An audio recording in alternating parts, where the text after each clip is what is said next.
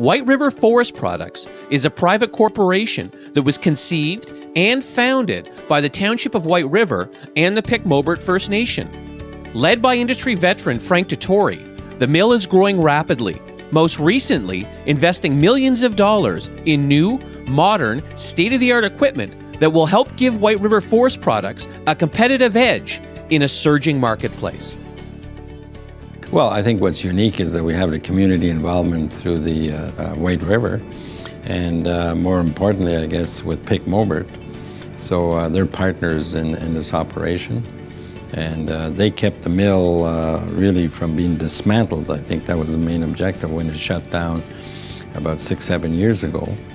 And they played a very proactive role to sort of looking for someone to come in and save the mill and that kind of thing. So that's pretty unique, I'd say. Well, right now the mill's been operating, be 2 years this fall, September I think it is, and we have probably about 30 working there at different areas in the mill. And we got some working outside the mill in the yard, loading chips, unloading logs, or loading lumber that's already ready to be shipped.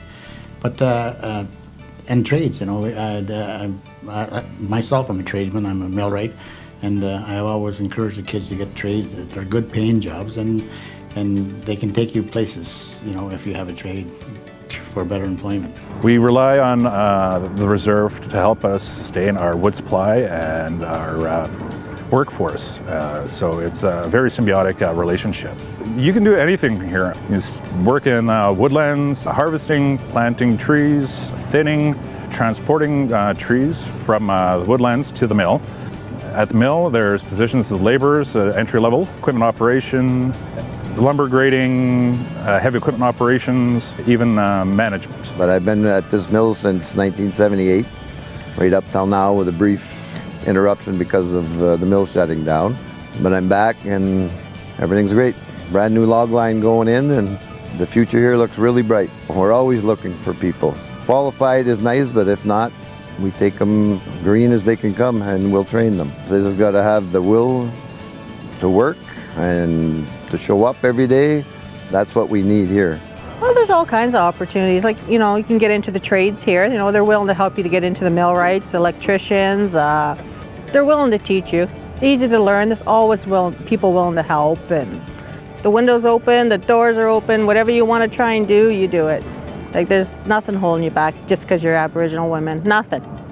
Well, yeah, I see a lot of opportunity, especially for people in reserves. First, they got to have discipline, make sure they're up and ready to go to work, and if you stick to it and really want to do what you want, it's possible. Going to work every day, and it'll just boost their confidence, make them want to have more in life, just to go out there and grab it.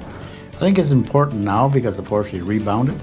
We have a growing youth population. We have a lot of people that are under 24, and it's an opportunity to gain employment and to make a living for their up and coming families. I think it's important because we need to work. We need to sustain ourselves so we can have our people independent instead of dependent or codependent on the band. Well, we found out once we started, we had some keen employees. I must say, especially the women, they're very conscientious. They're our best employees here. And some of them, were never showing up for work because, they didn't have a car, they didn't have a way to get to work. So I found out, to my surprise, that a good percentage of First Nations people don't have a driver's license. They don't have cars because of the poverty levels in some of the areas. And so working with Pic-Mobert, we said, we got to get these people to work. And so we decided that we'd set up a shuttle service where we have one of the employees that works that drives the shuttle back and forth on each shift. And so it gets them to work. And then when they work here, they're going to go out and buy their own cars and get their own license. So it's part of, the step of getting that economic development. And I've seen it since we started, how much people are buying vehicles, they're buying stuff, and they're doing stuff now. It's real important, Other than the mill, there's the forestry business too.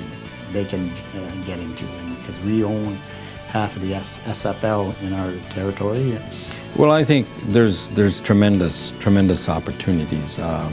I think, you know, we need people, there's especially tradespeople and higher skilled people. We need laborers as well, but we also need a higher level of education.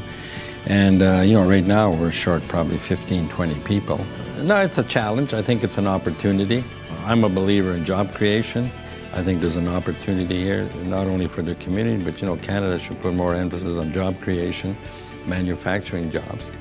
So we've got a great forest, great resource, and so, you know, it's an opportunity to maximize the value and create a better quality of life for a lot of people in the region.